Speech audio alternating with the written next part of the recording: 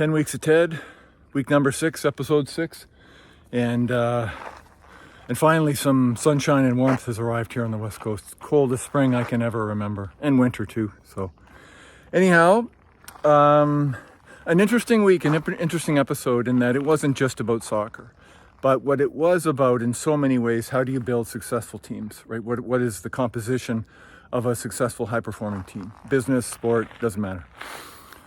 So without getting into the details of the episode, because it wasn't so much about soccer, but more about the individual, some of the individual characters that they follow during the show. What I found interesting and what I want to focus on is the notion of, just to give it some context, the team is still underperforming, right? They're playing horribly.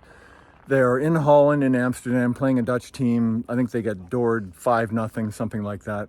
They're dejected, they're flat, they're underperforming, they're not achieving to their potential. Ted feels flat, just things aren't going well, right? So, the thing I appreciate about Ted, the coach here in this instance, is that he knows what the team needs and he also knows what the team doesn't need. In traditional coaching circles, what a lot of teams would do, a lot of coaches would do, especially hockey, is to do what they call a bag skate, right? Or to run lines in other sports until the athletes are sick, right? Until they've been punished enough to know that losing is wrong, and if you lose, I'm going to punish you. I would love to hear the thinking behind that from a sports psych, right? And yet, that bizarre, archaic ritual still lives today. Ted knows that's the last thing his team needs, is to be punished for this. They're not happy about it. They don't need the message that you're not worthy and that if you underperform, I'm going to punish you. It does nothing to serve the team culture. Instead, what the team does need is a change, to mix things up, right? To change the context of the team, to do things that are different in terms of how they perform together. And so, fellow runner, awesome. And and so what he does is he gives them a night out on the town instead, and he tells them no curfew tonight, back by 10 o'clock tomorrow, and be on the bus at 10 a.m. And awesome. They cheer, they're excited, off they go. And so the team spends the good part of the night deciding what the hell they want to do, but Ted takes his own medicine. He knows he's flat as well. He knows he and his fellow coach need to shift things up. And so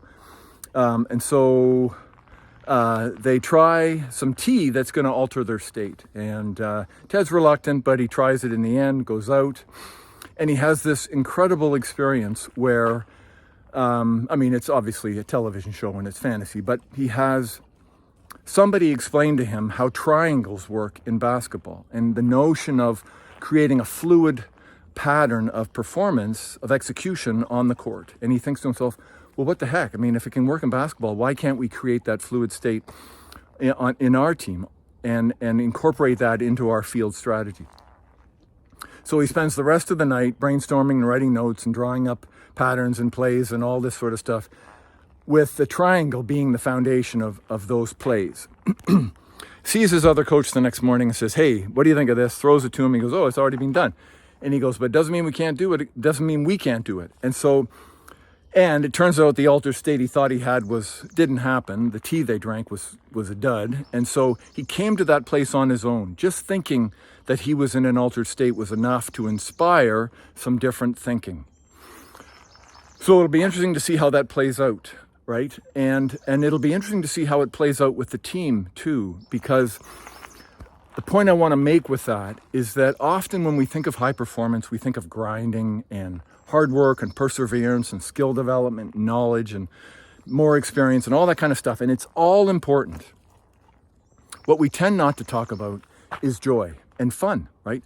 Fun is an integral part of high performance. The best crews I ever coached had a jokester in all of those crews who had the capability of lightening the mood in a heartbeat.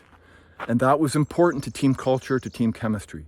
I was not that guy as a young athlete. I was the guy head down working hard, but I needed somebody to lighten me up.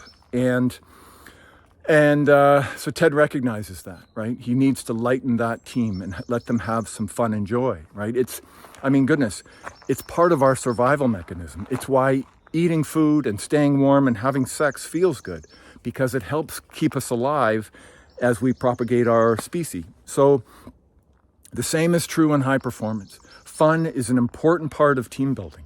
If you have a culture that's all about, sort of burning the candle at both ends and staying up all night, like, okay, I realize we've normalized that and celebrated it, and it's potentially true at times, but fun and joy needs to come into a team culture if it's ever going to discover what it's capable of. I've just, take it from someone who lived on the other side of that, who was a grinder.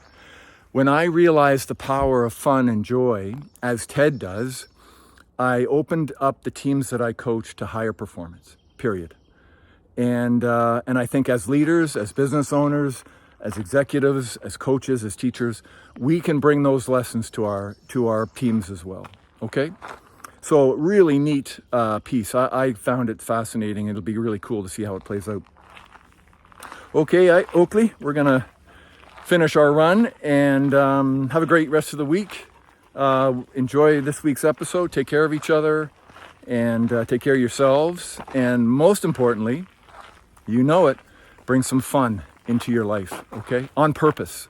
Go create moments of fun for you and your team and see what happens, okay? See you, everyone. Bye-bye.